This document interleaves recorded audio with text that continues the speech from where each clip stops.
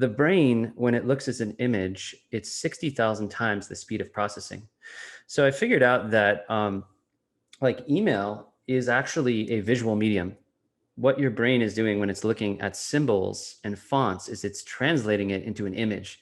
And like when you're reading at night and you get tired, you can go outside and you can see the trees and the stars and you can still drive your car, but sometimes you're just, really struggling with the text. And then just to learn to read or to learn another language is very difficult. So what I decided to do, like I just thought of like tombstone epiphanies. One is email traditionally in B2B for 20 years has been about templates and words.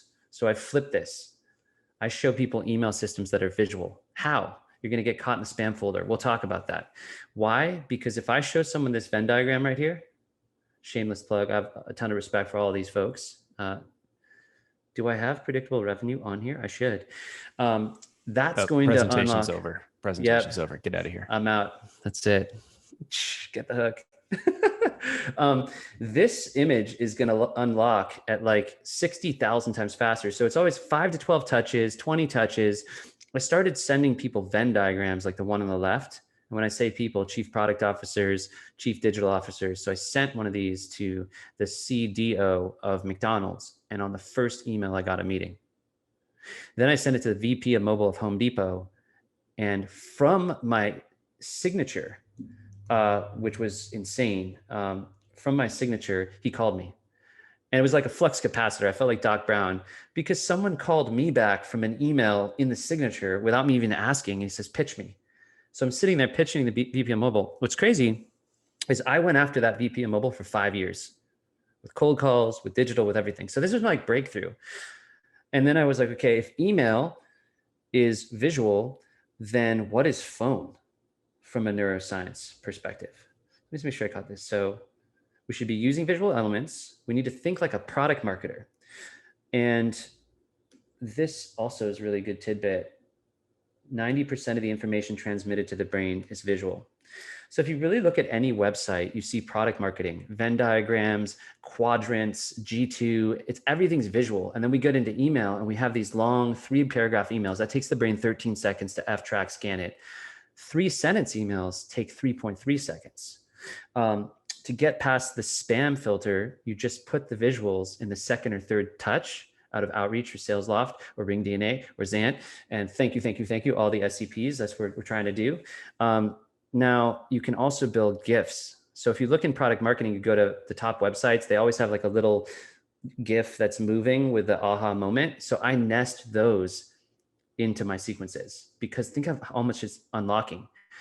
Everyone's trying to use the same descriptions to describe the CRM systems, but what if you have this amazing feature of integration? What if you can show that and then put that in the email? Okay, before we get into this, can we go back to Bruce's question?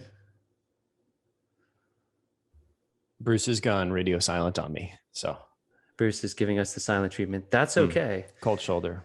Intent, use intent data, curiosity, truly want to help the customer. There's a lot of ways I can go off that one.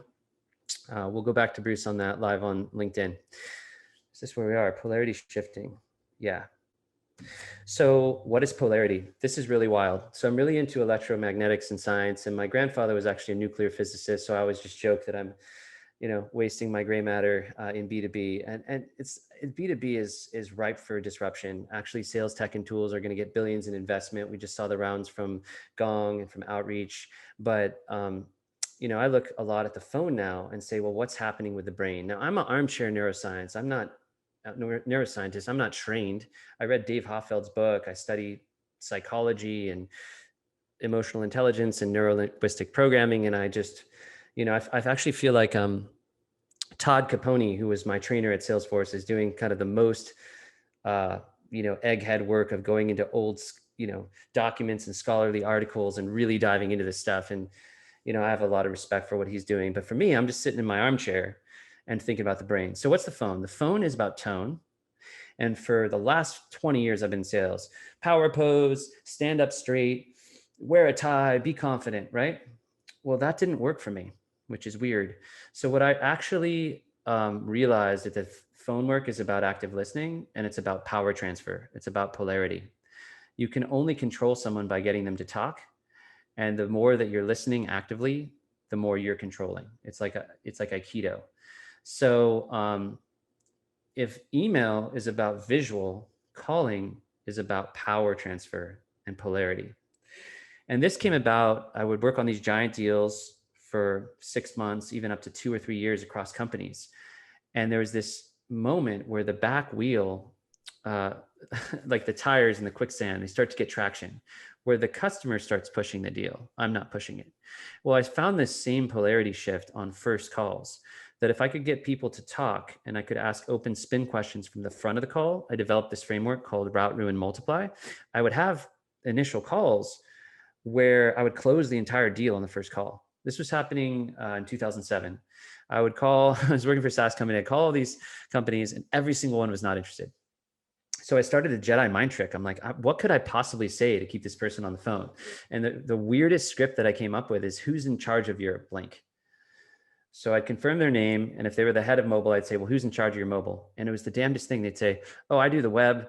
I don't do that anymore. Oh, it says that on my LinkedIn. That's actually Marjorie, so, and then instead of trying to convince them why their internal solution or the competitor is bad, I would validate them and ask all these open questions. So I wasn't using scripts and rebuttals, and I'm having the prospect talk 95% of the time. And the reason I call this vampire theory is because, sales, we're elevating it, all of us, and with Own Your Growth, but I don't know, it's sort of a used car. I mean, we're like vampires, right? Like they have to let us in over the threshold. And so what I found on first calls is there's a moment when the prospect is interested in the seller, and you have to wait and listen hard enough for that magic moment for the polarity to shift. And so my whole technique is based on generating the interest and the desire, or unlocking the latent pain. Because what I noticed, having done 20,000 hours of cold calls and now listening to thousands of calls for the Salesborgs all over the world, is everyone's pitching from the front.